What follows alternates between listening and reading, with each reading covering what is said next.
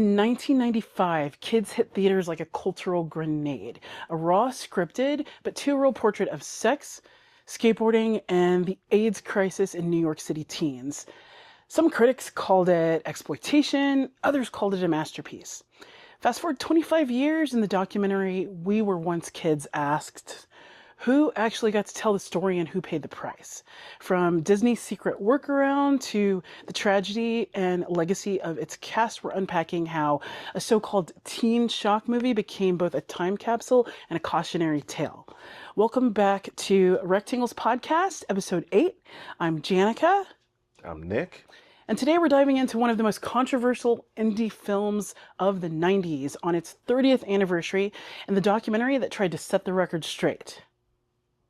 So, if you're here, this is episode 8, but if it's your first time or your 8th time, please like and subscribe. Please tell a friend. Let everybody that you know in on this podcast. I personally feel like everybody should be able to take something from this because, well, for the majority of us in the modern world, we all watch movies and TV. And so we try very hard to go and make this content for you guys and actually go and, well, in this case of this episode, search out things that are not that easy to get a hold of, funny enough, in the digital age. So please go and like and subscribe, Apple Podcasts, Spotify, YouTube. If you're actually watching us right now, please go and hit that bell and just stay tuned. We got a lot of other content coming out. So, kids, I chose this movie and chose just this theme this week. For those that might be watching for the first time, because you might have found this because you want to just know more about kids, our podcast, we usually try to find a little bit more obscure, maybe you missed it, films and TV. But with this one, this was very much this is a very personal episode for me because in a lot of ways, kids not only reflects some of my upbringing, growing up skateboarding in Texas and kind of just being generally a street kid, and also too, just growing up in the time of the 90s and early 2000s. This movie is just like really a documentary for my life. In multiple ways. And so with that being said, I just want to kind of just get into specifically how we got to this episode. I was seeing a lot of discourse, especially on not so much film and TV Reddits or on X or anything like that on social media, but I specifically saw it really on Black Spaces talking about this movie, and that's what kind of, I'm not gonna lie, kind of ticked me off. I got personally offended. I really don't usually get personally offended in a lot of other cases on a lot of things, but I think what was being said about this movie was very tone deaf. And I felt like this was a good subject to bring up.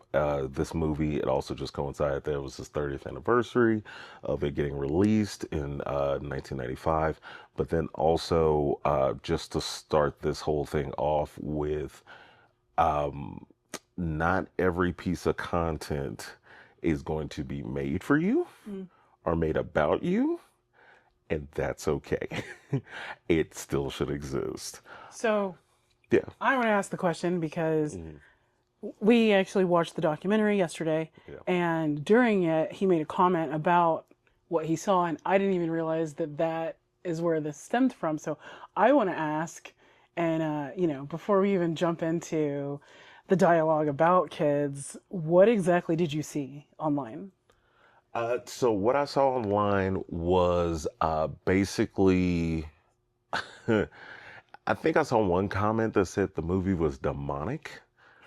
I saw one comment that said that nobody lived like this. This was just a shock value movie for no reason.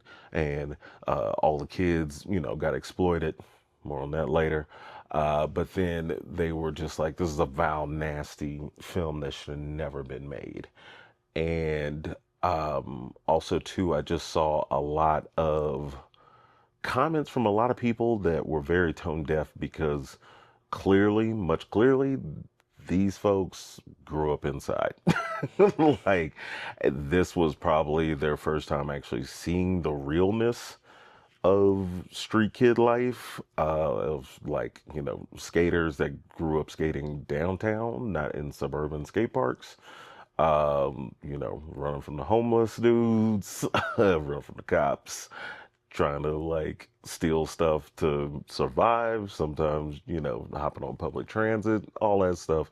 Like that was very much what I saw in this movie was very like close to my own personal life. Now, the reason why I kind of got offended by it was it just felt in a way, even though maybe those people couldn't relate to it, or maybe I think in some way culturally, especially as African Americans, to really get off into it, that a lot of people don't think one, black people skate. They also don't think black folks do a lot of things outside of like sports that are not related to a ball, essentially.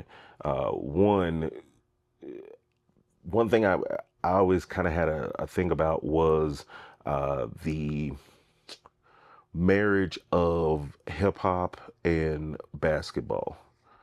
That basketball is this like street sport, and in some cases it is. But most of the people you see that become professional basketball players grew up in the burbs, or at least they originally started maybe in the projects in the hood, got good enough to where they got drafted into really nice private schools, and basically it leaves the streets. It has nothing to do with the streets. When you used to get drafted, and sometimes I think it's still dress code for the NBA, you're wearing a suit.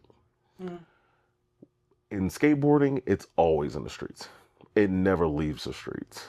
It's very rare that it goes from he has something to say if you're watching. But it basically goes to where you have a connection with the street that never leaves.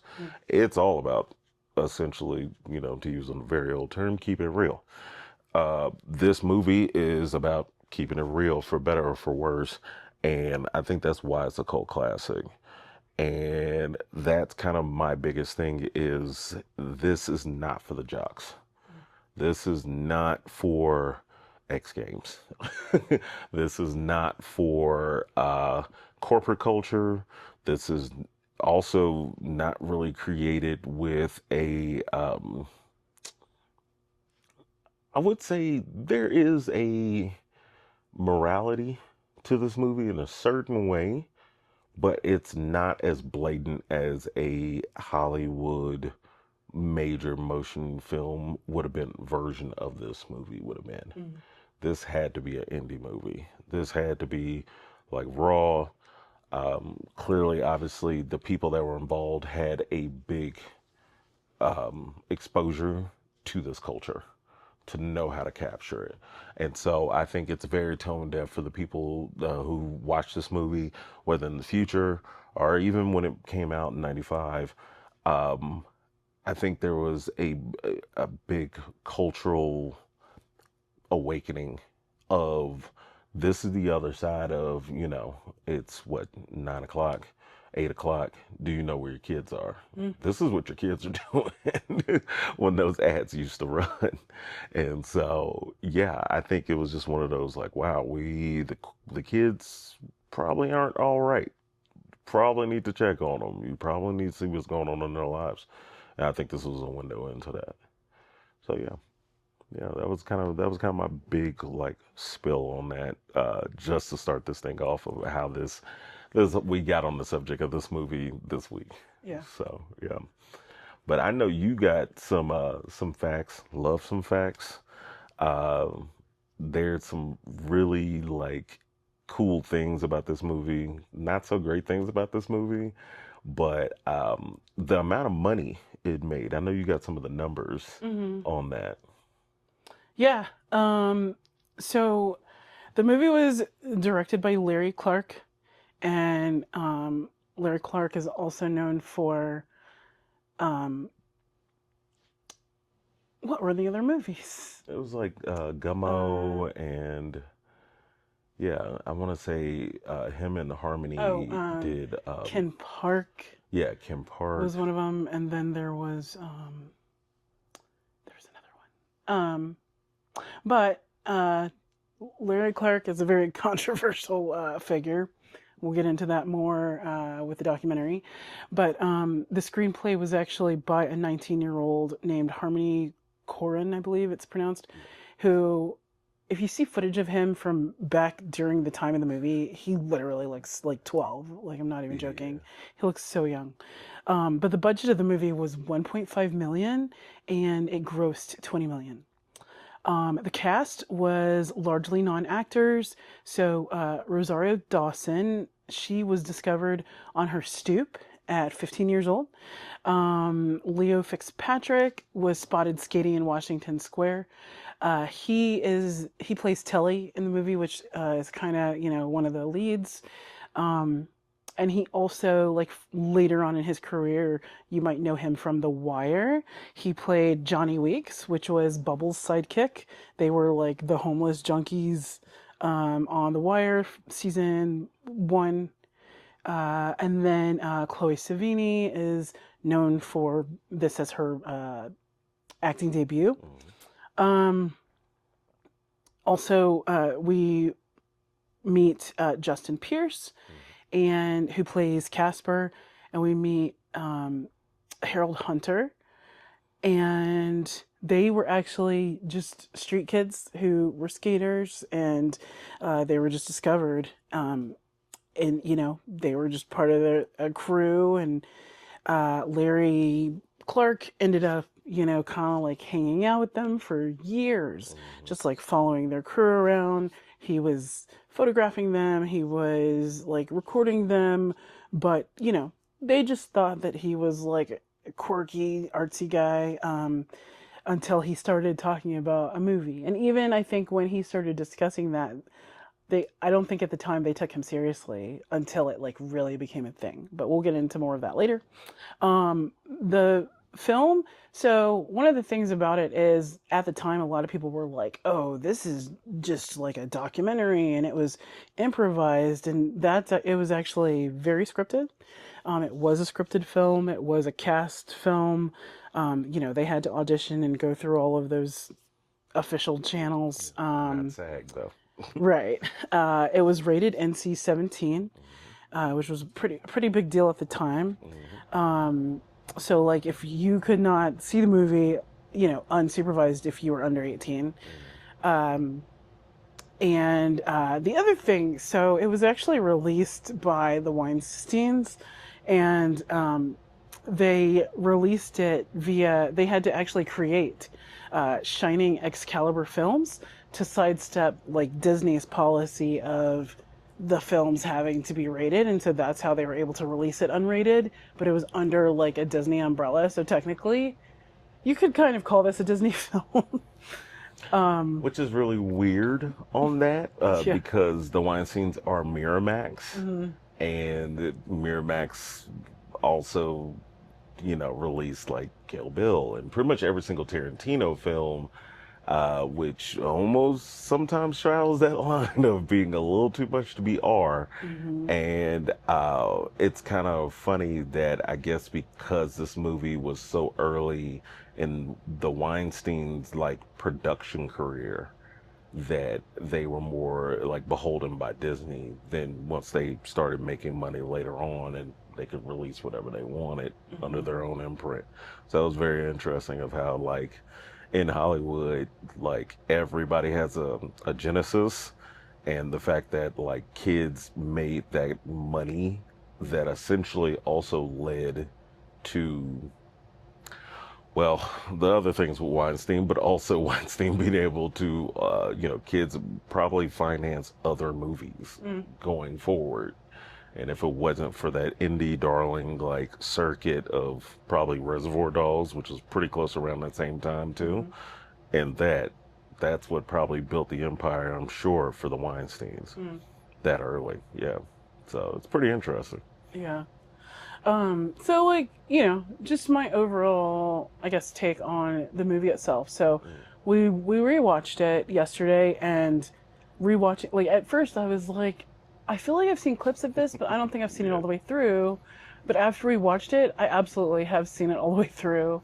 Because like the whole thing like came back to me. I was like, oh, I've seen this. So, and it, thinking about your comments about what you saw online, it's like, number one, a movie is a movie, and you can take it as quote unquote entertainment. Um, but the other side of that is you can't really say that this didn't happen or somebody didn't, you can't, there's no debating somebody's lived experience. So whether it happened to you, you can say, I didn't live this way, but you can't say that nobody did. Right. And now knowing a little more context, which I can say, from watching the movie plus watching the documentary, there's evidence that yes, this was based in lived experience of a lot of the people who were actually in the movie. So um, you can't say that nobody lived this way because Yeah. the people who were in the movie say in the documentary, this was our lives, this is how we lived, and it became this movie. So yeah, and the other thing that I was thinking about, people who would make those comments, they also may not have actually been of that age or even alive in 1995. We were both like teenagers or I was a teenager during that time. I was the age of the kids during when the movie came out. So, um, and I didn't watch it like in the theater. I remember like I caught it like on cable, like maybe a couple years later. So when I can't remember my initial reaction, but rewatching it like now in my 40s, I was just like, I could see this. Like, I could definitely see this, especially at the time. Not only being controversial, but also being the experience of kids that age who are my age at the time. So, um, yeah, it's very interesting. Like, the internet makes people feel like I don't know. I feel like people give their opinion and their opinion is formed from their personal experience, but you have to really open your mind and realize that being on the internet, you're connected to everybody in the world, and all of our experiences are so diverse. So you can't really make these like so strict, closed comments like that because it's never going to be true. Right. Right. Right. I think the work that also kind of came out of this group of like Harmony and Larry Clark is like Gummo. I always heavily reference Gummo as the companion piece to kids. We won't really get into Gummo on this episode, but basically, I see it as these are snapshots of people's lives. Mm, And kind of like Ken Park also was had a connection to skateboarding actually and skateboarding culture because that main character did like was related, like it was around skateboarding, even though it wasn't directly the focus. Same thing, kind of like kids. Everybody skated, but it wasn't really the focus. mm, You never really saw anybody do like a real trick or anything mm, like that. It didn't really have anything to do with it. But then also too, like at with Gummo though, it was a snapshot in the lives of kids not in the big city. They were like in the flyover states. This is like the folks in the Midwest, in the middle of nowhere, and this is their lives, which that movie is also very strange. Some very like questionable like material in it, but then at the same time, I don't see anything in any of these movies that feel lies. Mm-hmm. It feels like something that's made up for shock value. Yeah. And I think it's very clear that, like, clearly, Larry lived amongst these kids. Mm-hmm. Like, he was kind of in the little, like, grimy areas with them and things like that. And I think after he absorbed enough and was just like, okay, this is what I want to show. This is like, I've experienced this enough. I've been in here enough. This is what now I think is worthy of me spending time and money, or probably going to get the Weinstein's money to go and find, a reason to make this film. Mm-hmm. And I think that kind of plays into some of the photography that we'll talk about later from the documentary. But I think he was gathering enough information to validate, okay, now I can go ask for this, like, $1.5 million to get this film made, because there's a story here to be told. And so I think that's a real interesting way, I think, to make a movie. I don't really hear about too many people making movies like that, of where, oh man, I need to make a movie about a pilot. I'm gonna just sit here and just be embedded with these pilots for like a year and see what they do. I mean, maybe the rehearsal. Yeah, well, that's a completely different thing, right? He loves to fly, period. He's still flying. So that's kind of like your personal obsession becoming the subject. But I think with Larry Clark, it was just, he likes to be embedded into these scenes, almost get wrapped up in the scene. Like going into some of his drug abuse, and him telling the kids that, oh yeah, I was like hanging out with these junkies and stuff up in Canada, and like I made a film and like a photography piece about that. But then he walked away with a drug habit of his own. Yeah. So he was really in it. Right. And I think that's kind of like a wildly different kind of filmmaking that one probably not recommended, Right. or I feel like it's a very Vice style, very, I wouldn't say necessarily Channel 5 to the fullest extent, but like you're on the ground, you're in it, of like gonzo filmmaking, but you don't have to necessarily be in the camera, but you are like, how to shoot this, where this comes from, what to show, and just like how raw and real these things feel is because I think it is part documentary. Yes, everything's scripted, but what's funny is I feel like it was slightly sanitized from the kids' real lives. It didn't really show kids being full-blown homeless. And some of the kids were homeless and runaways at the time. Yeah. So it's like, wow, like this is, you start learning these things and it's like, oh wow, this is actually a little more watered down than we thought it was actually going to be.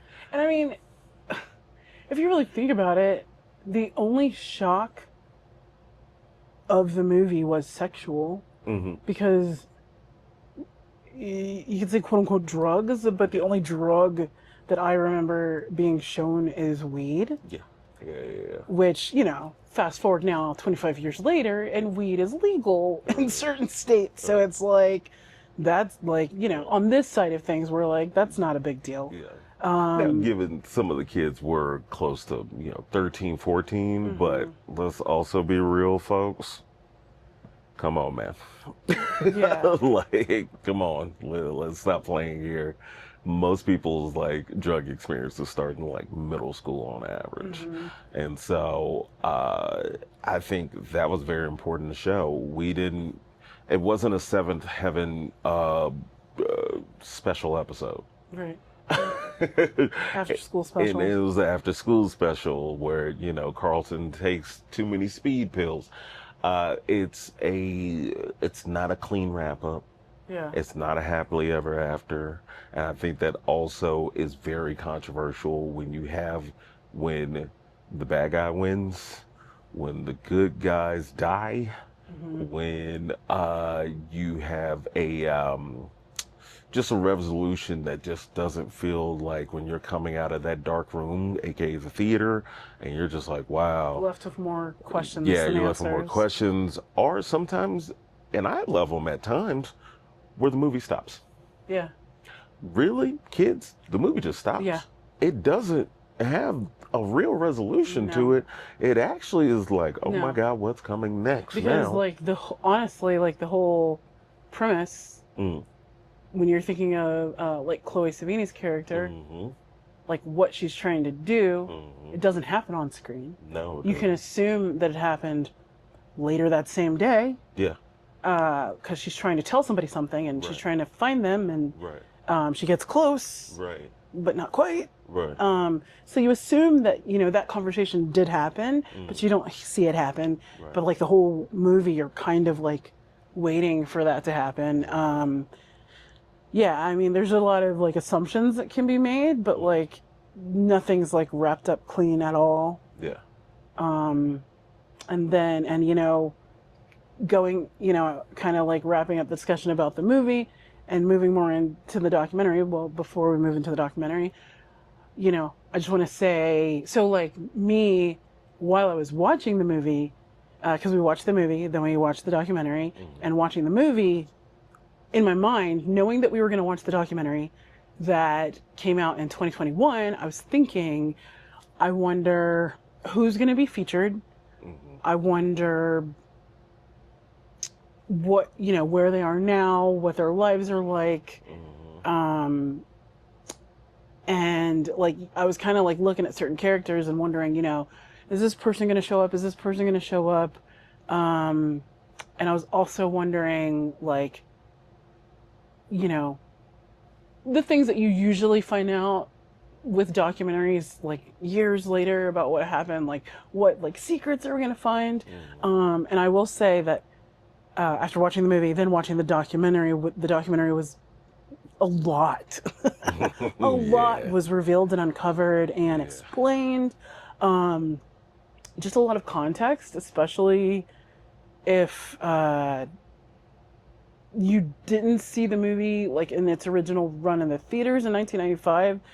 A lot of things were answered that you may have like just rewatching the film now.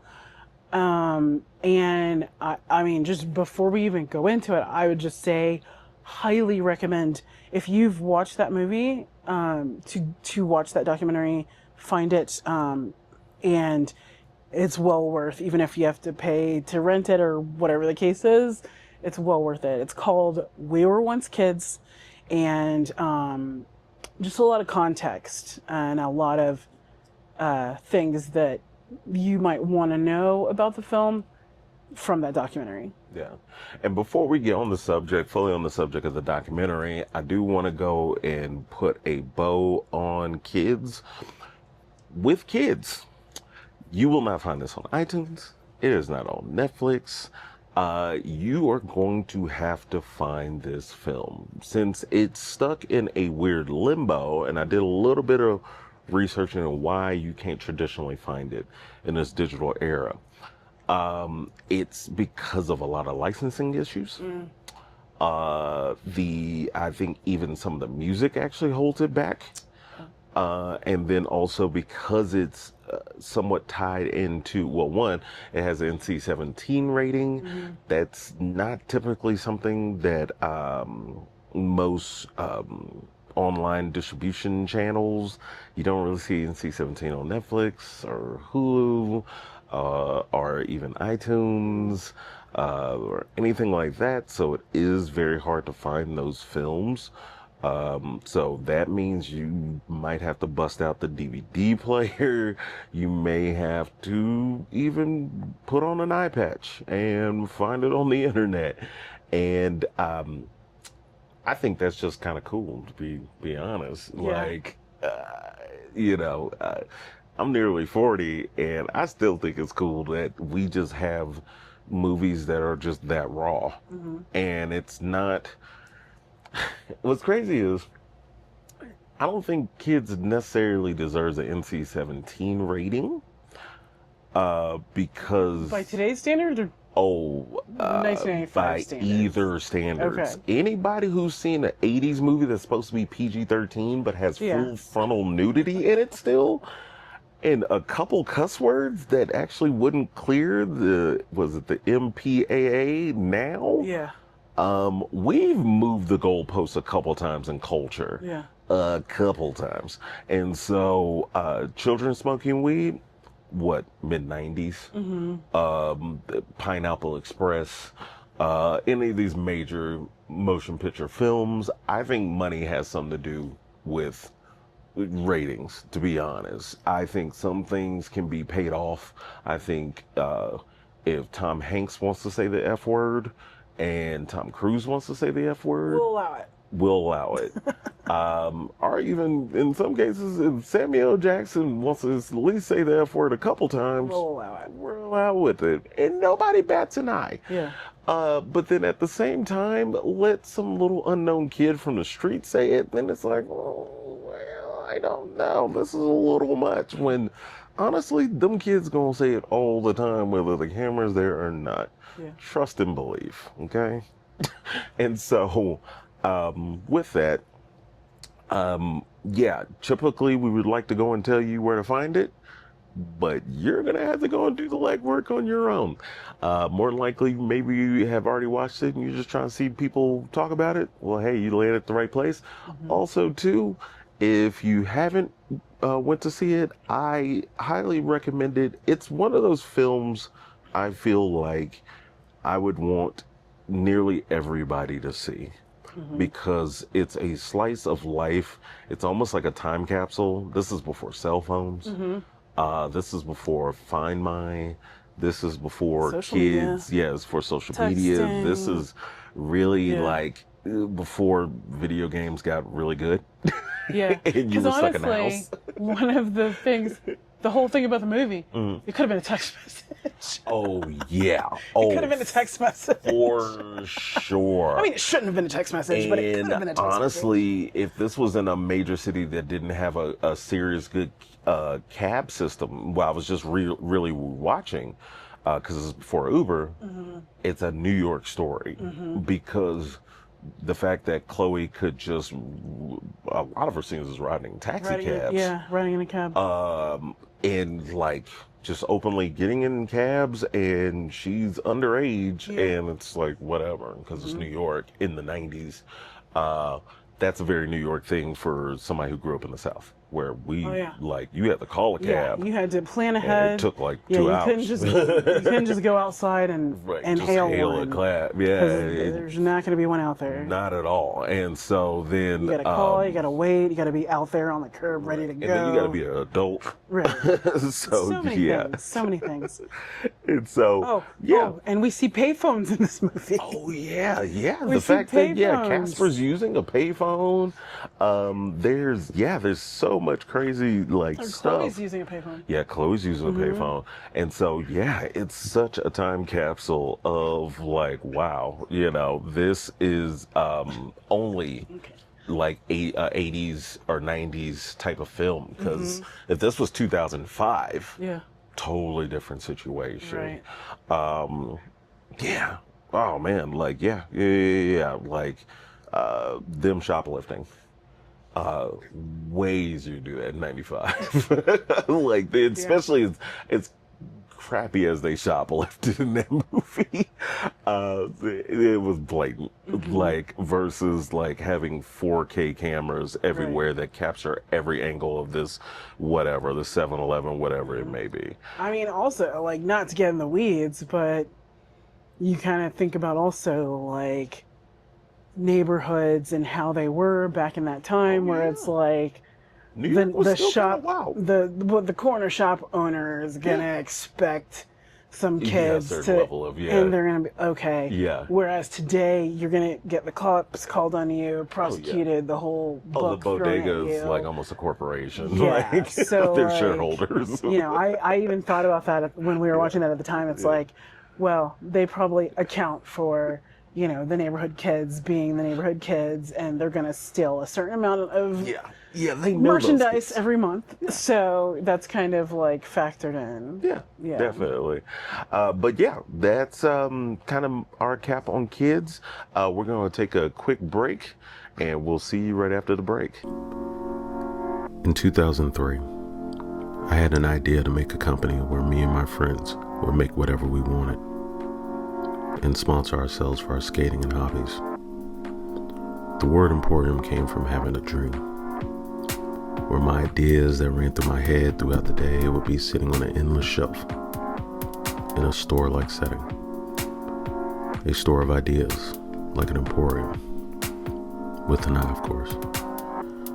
Emporium has been a lot of things throughout the years, but has always did one thing: stayed true and stayed original. We hope you stay tuned. Welcome back. And now we're going to go into the documentary, We Were Once Kids, which debuted at Tribeca Film Festival in 2021. It was directed by Eddie Martin, produced, narrated by Hamilton Harris. Now, Hamilton Harris was actually one of the kids in the movie. And he, if just for context, he was the kid who is rolling up in the park. He's also the kid who, at the party, at the kind of toward the end of the movie, is passed out in the bathroom like the entire time, like next to the toilet. That's Hamilton Harris. So a little backstory about him. He was close friend to Justin Pierce, Harold Hunter, who are two of the more main characters in the film. So Hamilton in the documentary kind of lays out, you know, this was our friend group. This was our street crew. We skateboarded. We hung out at Skate NYC, which was their like local skate shop. And he kind of goes into how that shop closed. And then for a time, it was kind of like they were just, you know, out in the streets. It ended up reopening as like a Supreme skate shop. So that kind of like brought skateboarding, you know, back to that neighborhood more prevalently. And back to New York City. Okay, yeah. Because it was like the big shop for New York City. Mm-hmm. Yeah. But he talks about how like they kind of, their crew kind of like came about from, you know, that whole Skate NYC group. And going into like, so fast forward to, you know, some things happen where they meet Larry Clark. He ends up hanging out with their crew for like years, and he's like documenting them, he's photographing them. Cut to the time when this movie is coming about, and he says that like they all go in to audition, and you know, they had to formally audition, but he said that when he is reading the script, he's reading the part for Hamilton Harris, who is a character in the film named after him, pretty much written for him, but he still had to audition for it. So that was kind of like, and you know, all like he is giving you this like just kind of like a look into their world. And you also hear from Harold Hunter's brother. He's interviewed in the documentary, and also I believe he showed up in the film as well. There's another girl who, she was part of their crew, and there's footage of her, like behind the scenes footage of her with Justin Pierce. They were like super tight. They felt, you know, they kind of had like a brother-sister relationship, but she decided not to be a part of the film. She felt like it was very exploitative, and when she was, you know, reading the script and reading the parts, she was supposed to be cast as like one of the girls. If you remember the pool scene, she was supposed to be kind of like one of those girls, but she was just like, no, I'll pass on this. But she, like in real life, she was like super tight with the guys, and you know, she was one of their crew. Mm-hmm. Yeah, I remember she specifically said it felt very misogynistic because the girl characters really were almost like one-sided, and that's right. she is absolutely right. This is written from a teenage male point of view, which to also kind of go into the fact of I can see how some people can have a reaction, a negative reaction to this movie, especially a lot of those comments going back to the beginning when I was talking about the comments that spurred this whole conversation and episode. It was a lot of women that were saying these comments of like, oh my God, this is like evil, this is terrible. And it's like, well, honestly, this is from the young male point of view. Yeah. We sometimes don't really get too many movies that are from a young female point of view. They're out there. But at the same time, it's also important. I would actually say it's almost not just really equally important. I think it's actually very important to understand what our young males are going through at any point in time in our culture, especially to do with things politically, with things of a lot of people that are going to be, our friends, brothers, fathers, bosses at times, leaders, all these things. I can tell you personally, a lot of these dudes ain't all right. Like they're not okay.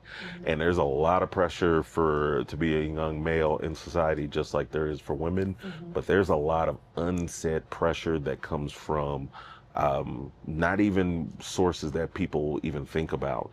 Not just society, your mother.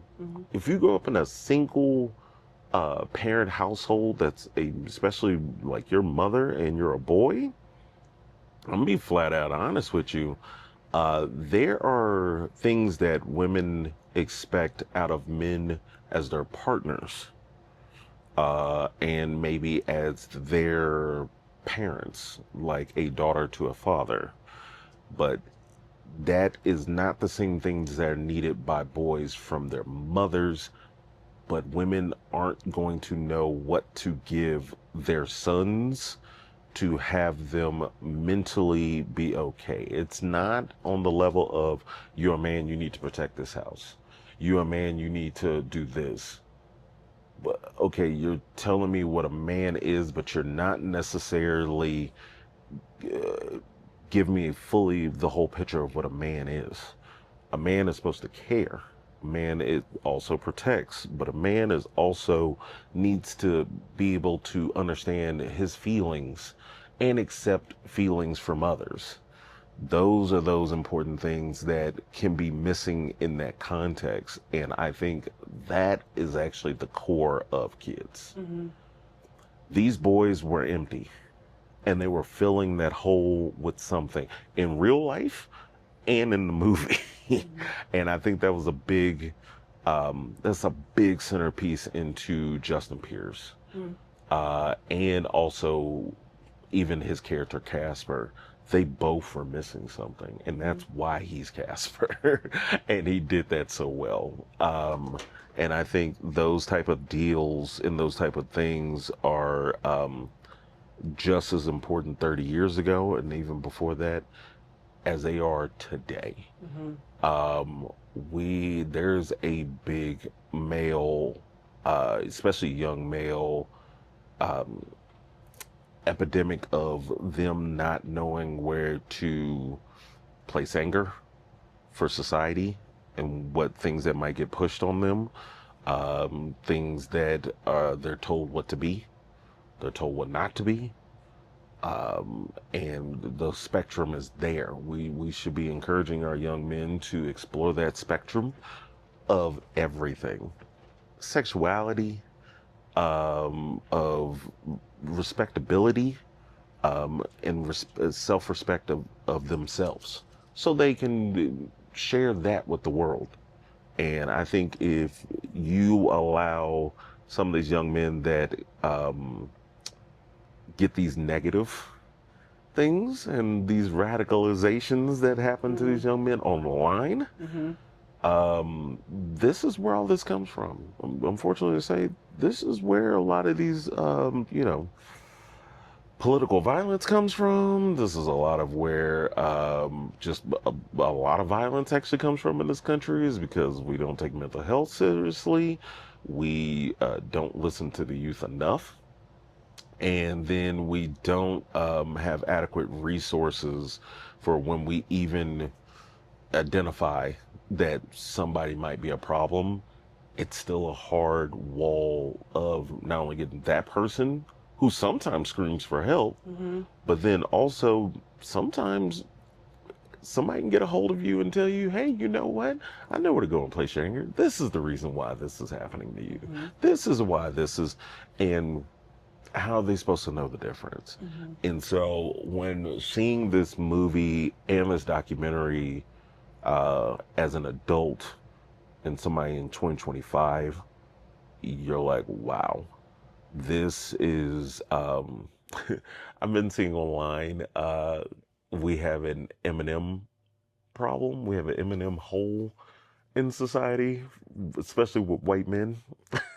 And I was like, what does that mean? And they were basically theorizing that the millennial culture, really 95, I'll say 95, 96 is actually when Eminem first got up onto the scene in his first album, not the Slim Shady album, but his first album. And at that time, you had Limp Bizkit, you had Korn, you had all these like bands, and most of their things, especially Korn, was I have a lot of anger inside and I don't know where to put it. And I feel like I'm a bubble over. Even in hip hop too, you had DMX. DMX was like, yo, I am a literal ball of anger. I don't want to be this way. I'm praying to God that I change, but there's also something inside me is that dog inside me that tells me that this is like what I'm gonna do. And I think we're missing that from society too, of having that. Now when I see music or I see these people now that are talking directly to the youth, they drugged out. It's almost like a displacement and already a despair by the time you're turning 12, 13 years old. Mm-hmm. And like I think that's the kind of the difference of a lot of the anger came out in skateboarding. Skateboarding is a very, I wouldn't say it's an angry sport per se, but I think in a lot of what we consider extreme sports, uh, you're getting out something. There's a what me and my friends would talk about growing up. When you know the definition of insanity is trying something over and over again. Um, I'm gonna keep jumping down these stairs until I land this trick. But we know internally as skateboarders, not every time is the same. There's always something a little different. There's always something a little changed. Your muscles a little bit tired or a little bit tighter or a little bit, you're almost there on that edge. So that is those things of where you get those people of that are in the sport um, that are, I would say, it's a lot different from the public. Uh, and even to say just further in sport, just in overall, there's something that's constantly pushing you to get you to that next level. You're constantly trying to achieve like more and more, and that just bleeds over into other things. I feel like there's a lot of skateboarders or people who grew up skateboarding that are now in the public doing other things, and but you can still see that same drive in them. And I think that's like another thing that was kind of in the background of the documentary that wasn't necessarily talked about, but it was there in Justin and in Harold's story. Um, and with that, um, I'd be remiss to not talk about Justin and Harold both passing. Justin passed in 2000, um, and also Harold passed in 2006. I'm not going to necessarily get into directly how they passed. Obviously, it was two. way, way too young and way too early. But I will say that uh, I came away from the documentary. I came away from the documentary feeling like, although I appreciated kids, and to a certain extent, it was a launching pad for a lot of people's careers. For the people who never showed up for the documentary or refused to be in the documentary, Hmm. but the people who got left behind that really made that film, and to be honest, Chloe Sevigny, great actress. Rosario Dawson, great actress. Um, it wasn't their movie, Mm. like at all, in the slightest. They weren't even a part of that world. Those were people who were brought in. The people who were really living that life and was the actual subject of the movie, Leo Fitzpatrick notwithstanding, were stuck. They got used, abused, and also kind of spat out. And it's really sad to see that um, in that case, that they really, really got exploited at the end of the day. I think after watching the documentary, it really opened my eyes to, like, I knew these stories just growing up in skateboarding. So I remember vividly when I heard the news that Justin passed. And I definitely remember hearing the news that when Harold passed, um, but seeing as, oh, like what the footage they have in the documentary is like, even if you grew up skateboarding in this culture during that time, and even if you were a fan like I was, uh, that was brand new footage I've never seen before on anything else. And I really realized that in skate culture, we do look out for each other even when your friend is not doing great or your team member is not doing great or you own the team and your rider's not doing great. I have to give a shout out to Zoo York. I have to give a shout out to Supreme, uh, all of Herald sponsors, because as a kid, they kind of shielded us from a lot of that stuff. I knew Harold was kind of in a bad way. I got to see Harold, I would say about a year before his passing. So he was already kind of his downward spiral when Zoo York came to visit my town. Um, and even after we watched the films, I showed you Skate Maps, which was Zoo York's kind of their attempt at making a reality TV show about their European tour. I want to say it was in 2002, 2001, 2002.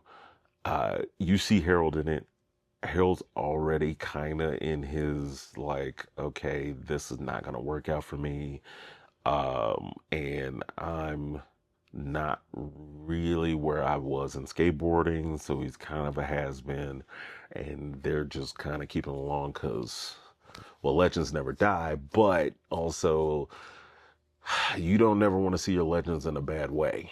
And you can see that, wow, they probably did edit a lot out of that with Harold to try to keep him, one, probably media friendly for the Relevant. masses Yeah. and relevant. But you could tell he was not having a good time. Like now, watching all that with context and watching that footage from the documentary, Hmm. which was some of that had to clearly be getting shot around the same time that was coming Hmm. out. Yeah, it was like wow, Yeah. wow, wow. Did not know. Big fan. Grew up one of my idols, especially as a black skateboarder, pro.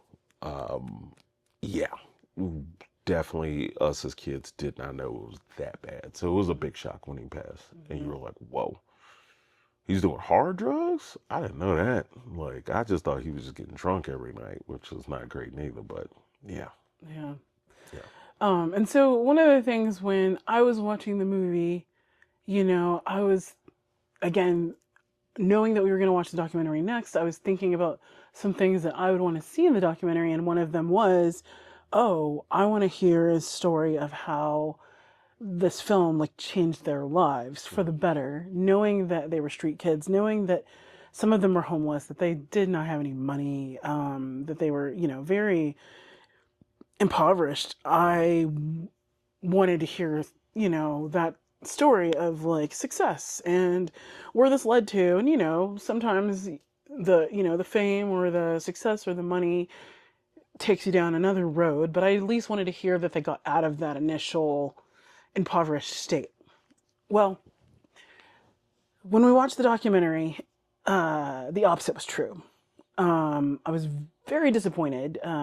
So, like I said, Hamilton Harris is the main voice that we hear doing, most of the interviews in the film. And he tells us a story about basically, and, I don't know the ins and outs of what they got paid, but one of the main things I wanted to hear was how much did they make? Knowing that this film was 1.5 million and they grossed 20 million. Okay, so all of you got paid, right? Wrong. I don't know, like each person, but it sounded like they each got a check for $1,000 and a handshake. Don't forget the Hamilton, viewing and the free meal afterwards too. oh yeah, they got they all got a theater viewing all together and a meal, and that was a big deal. Hamilton Harris, talked about how it was a pretty big deal at the time because these were kids who would go to supermarkets. They'd go to different supermarkets to steal like cold cuts and breads and cheese and come back and make sandwiches for each other. So it was a big deal that they got that meal, and he remembered it 30 years later that was a big deal that they got that meal. And I'm like, what? I was still waiting to hear, okay, and we got this money that paid our rent and paid our bills and changed our lives. No, they got a check for $1,000. And when you're a homeless kid on the street, that's a lot of money. Yeah. But, hearing about like at the time, these were literal teenagers who did not understand contracts. So they didn't understand the contracts that they signed, the terms, the compensation, future use of likeness, profits. None of that was explained. So, are they making money to this day since the movie is, well, it might be hard to find, but, there were initial ticket sales, and then there were sales of like VHS, DVD, what was it, Blu-ray, after the fact. No, they didn't get any of that. They got that initial $1,000 check. I was hot when I heard that. So essentially, you had Justin Pierce and Harold Hunter, who ended up like moving to LA and trying to really like, use this as a jumping point to get into acting. And then you have the rest of the cast, including like Hamilton Harris and the other kids, like, little known kids who were involved.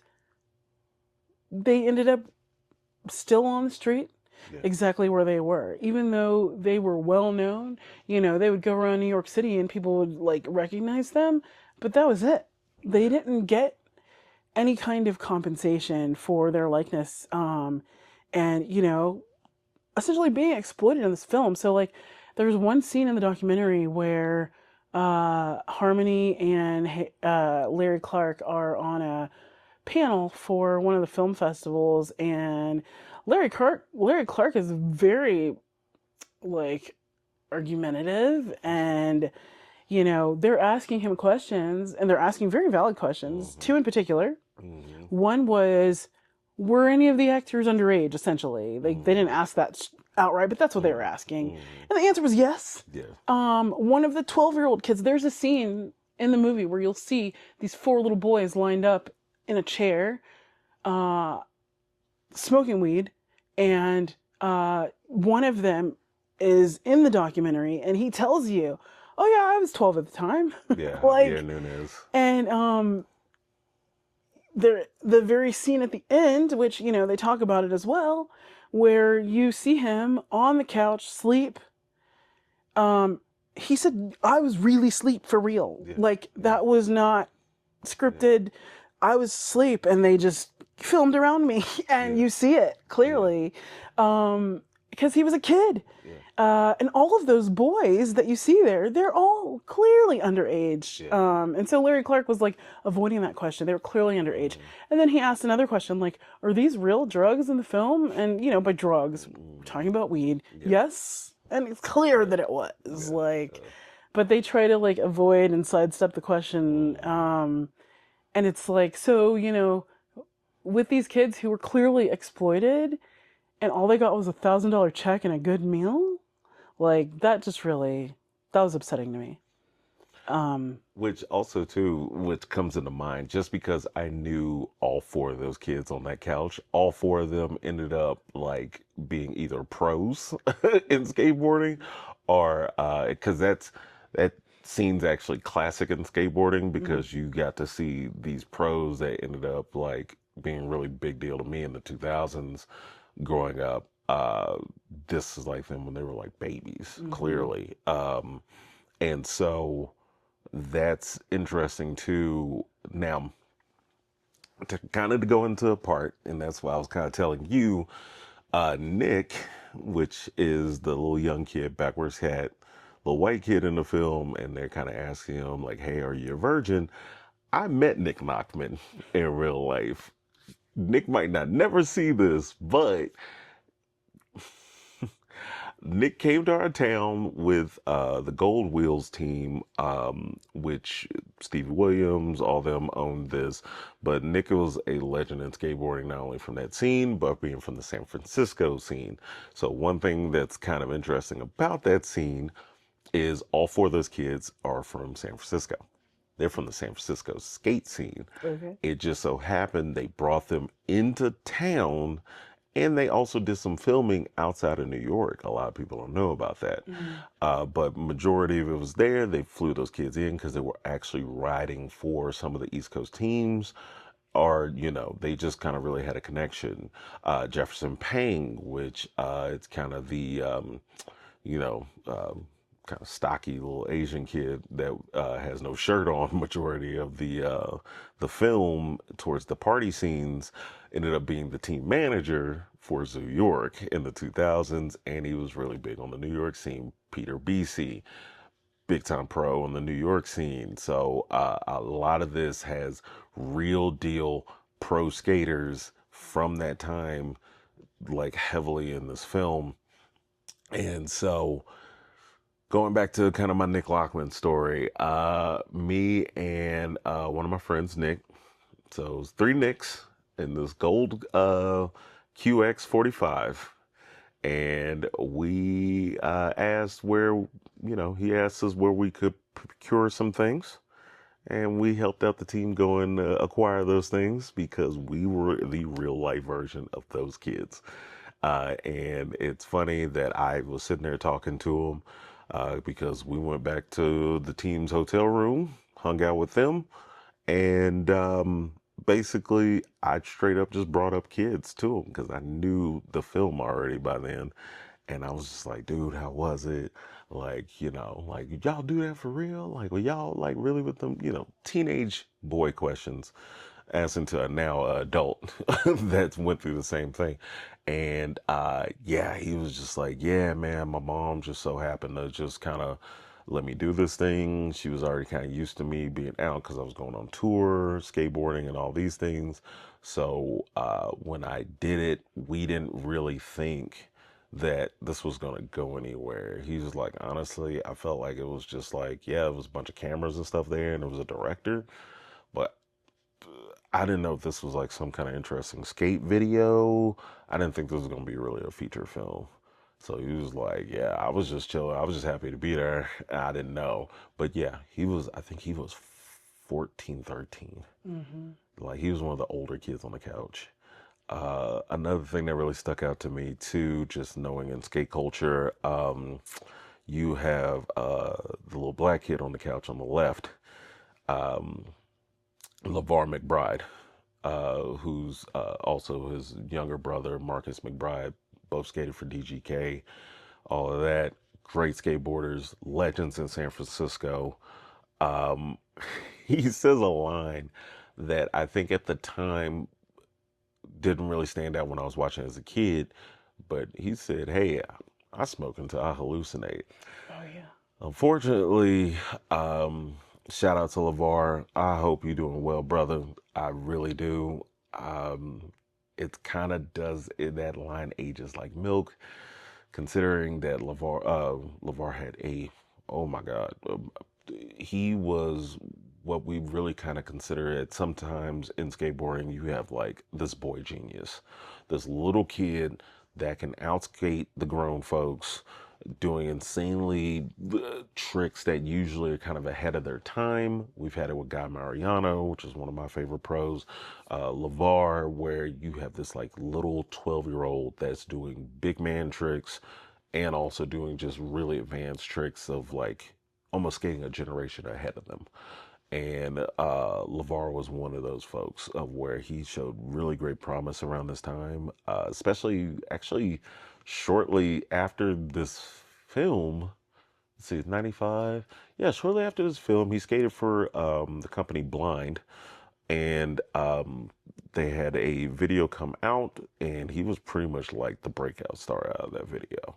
And his career was on a high trajectory until being plagued with alcohol and drug problems, mental health problems, kind of derailed his career. So watching it now as an adult in 2025, I was kind of like, oh, this was almost like a cry for help on like on tape of what happens. I now know what happens to that kid or all of these kids after the fact.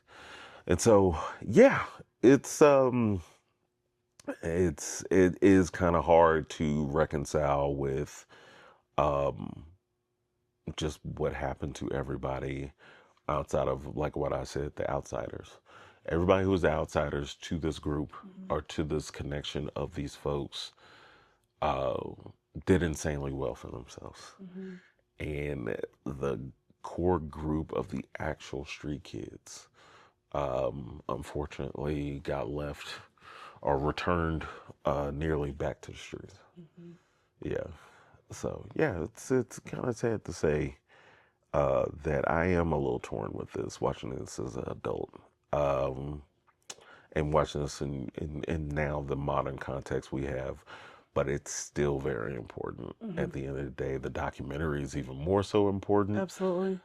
We agreed that we weren't going to spoil things per se. Mm-hmm.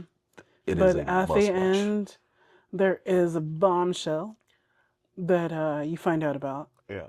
But yeah, we're not going to tell you what that is. You really have to go find this and watch it. It's well worth it.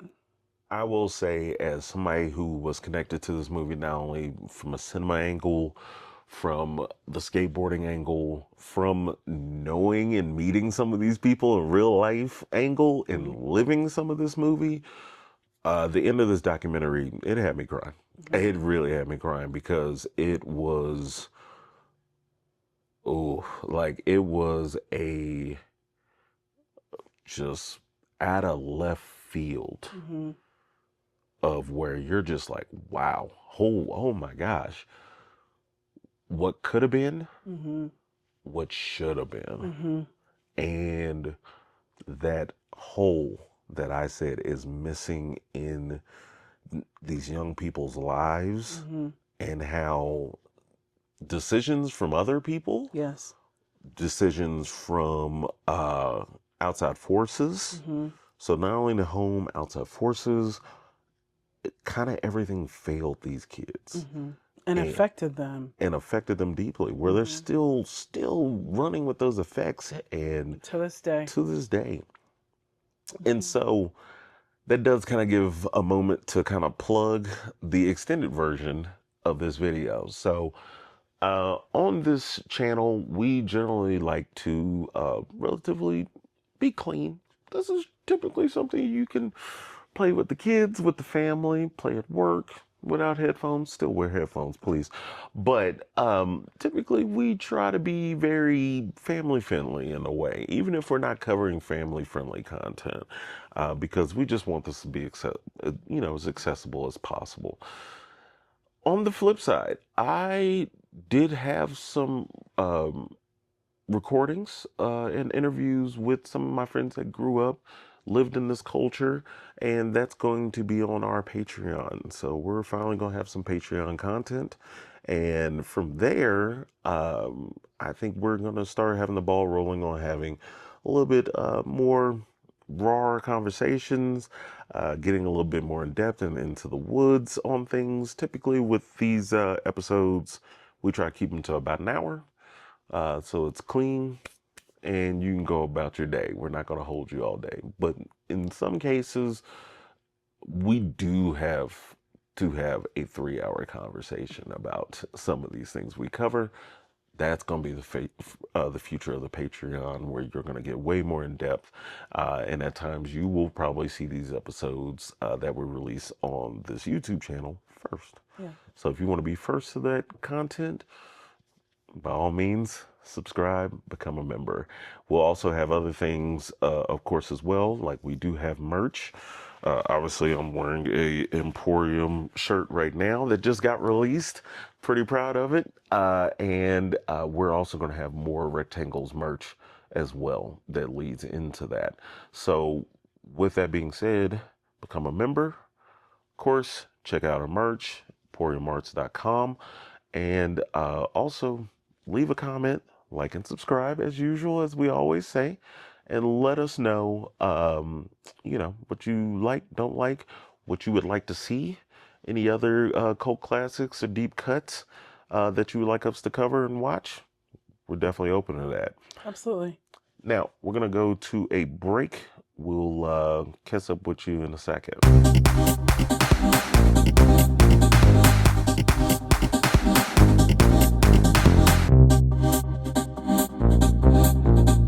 All right, so I just wanted to, as we wrap up episode 8, remind you to check the description. We will have the Patreon linked there. And as always, thank you so much for watching, for listening, for subscribing, sharing. Just be sure to, get the episode out, because that's how we are able to continue bringing you content and, telling you more about different, just movies and documentaries that may have gotten overlooked, forgotten, or just not talked about it as much as they probably should, Yeah. or put into context of our quote unquote modern times. So yeah, thank you so much for watching, and we'll see you next time on Rectangles Podcast. Definitely. Bye, guys. Bye.